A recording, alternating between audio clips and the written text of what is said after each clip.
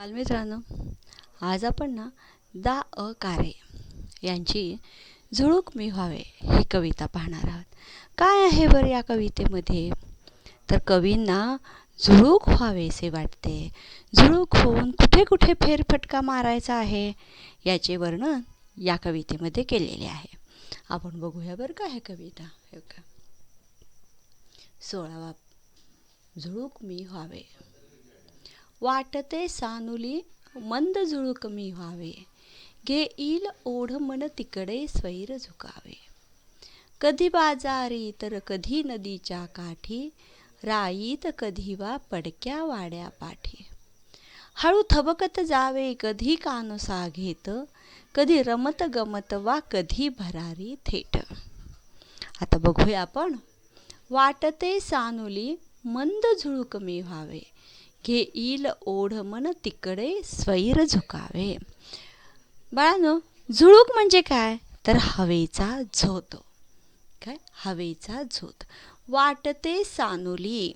सानुली म्हणजे लहानशी, मंद म्हणजे हलकीशी.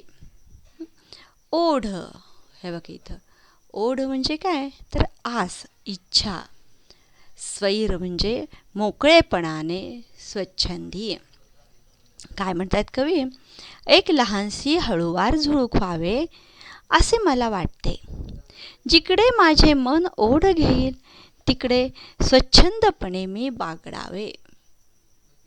वाटते सानुली मंद झुळूक मी व्हावे, घेईल ओढ मन तिकडे स्वैर झुकावे.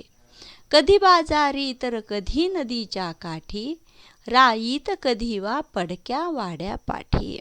काय सांगितलंय? काठी, हे बघा, नदीच्या काठी. नदीच्या काठी म्हणजे नदीच्या किनारी. राई, राई म्हणजे आंब्याच्या झाडांचा समूह. काय म्हणले? झुळूक होऊन कधी बाजारात फेरफटका मारावा, तर कधी नदीच्या किनारी भटकावे, तर कधी आमराईमध्ये किंवा, बघा बरं का, राईत कधी वा, वा म्हणजे किंवा, पडक्या वाड्या पाठी. काय सांगितलेलं आहे? राईत किंवा जुन्या पडक्या वाड्याच्या पाठीमागे लपावे. हळू थबकत जावे कधी कानोसा घेत, कधी रमत गमत वा कधी भरारी थेट. कानोसा घेत. कानोसा म्हणजे अंदाज, माग. भरारी म्हणजे झेप. आणि थेट म्हणजे सरळ, तडक. तर काय सांगितलेले आहे? कधी आरामात रमत गमत हिंडावे, तर कधी सरळ झेप घेत सूर मारावा, असं वाटत आहे कवीला. लावणी अंगुली कलिकेला हळूवार, ती फुलुनी बघे तो व्हावे पार पसार. परी जाता जाता सुगंध संगे न्यावा, तो दिशा दिशातून फिरता उधळून द्यावा. गाण्याची चुकली मुकली गोड लकेर, झुळझुळ झऱ्याची पसरावी चौफेर. शेतात पाचूच्या निळ्या नदीवर शांत, खुलवीत मखमली तरंग जावे गात.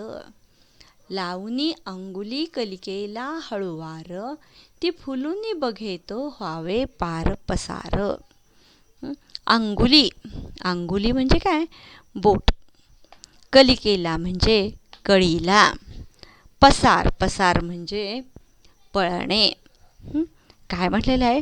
नुकत्याच उमललेल्या नाजूक कळीला अलगद हळूवारपणे बोट लावावे आणि मग तिचे फूल होण्याच्या आत तिथून पळून जावे. म्हणजेच काय? कळीची खोड काढावी. परी जाता जाता सुगंध संगे न्यावा, तो दिशा दिशातून फिरता उधळून द्यावा. परी, परी म्हणजे पण. संगे म्हणजे सोबत. काय न्यायचं आहे त्यांनी सांगितलंय? परंतु पुढे जाता जाता तिचा सुगंध सोबत न्यावा आणि दाही दिशात फिरता फिरता तो जगासाठी उधळून द्यावा. गाण्याची चुकली मुकली गोड लकेर. चुकली मुकली म्हणजे न कळत आलेली ती लकेर. लकेर म्हणजे तान. काय करायची? झुळ झुळझुळ झऱ्याची पसरावी चौफेर. चौफेर म्हणजे चहूबाजूला. झुळझुळ वाहणारा झरा जणू गाणे गातो आहे. त्याच्या गाण्याची नकळत उमटलेली मधुर तान चहूबाजूनी पसरून टाकावी. शेतात पाचूच्या निळ्या नदीवर शांत खुलवीत मखमली तरंग जावे गात. काय करायचंय? पाचू पाचू म्हणजे हिरव्या रंगाचे रत्न. मखमल म्हणजे काय? अतिशय नाजूक वेणीचे वस्त्र म्हणजेच रेशमी वस्त्र. तरंग म्हणजे लाट. तर काय म्हणलेलं आहे? तर कधी पाचूच्या हिरव्यागार शेतात म्हणजे कोवळ्या दाण्यांच्या पिकात आणि नदीच्या शांत निळ्या पाण्यावर मखमली लहरी उमटवीत गात जावे असे मला वाटत आहे. अशी ही दा. घारे यांची कविता इथे संपलेली आहे. पुढच्या भागामध्ये आपण याचे प्रश्नोत्तरे पाहणार आहोत. त्याआधी तुम्हाला घरचा अभ्यास असा आहे. कधी बाजारी तर कधी नदीच्या काठी, इथून कधी भरारी थेट. ह्या 4 ओळी लिहायच्या आहेत. आणि इथं गाण्याची चुकली मुकली गोड लकेर, खुलवीत मखमली तरंग जावे गात. ह्या 4 ओळी म्हणजे एकूण 8 ओळी तुम्ही शुद्ध लेखन लिहायचं आहे. आपण आता इथे थांबूया बरं का.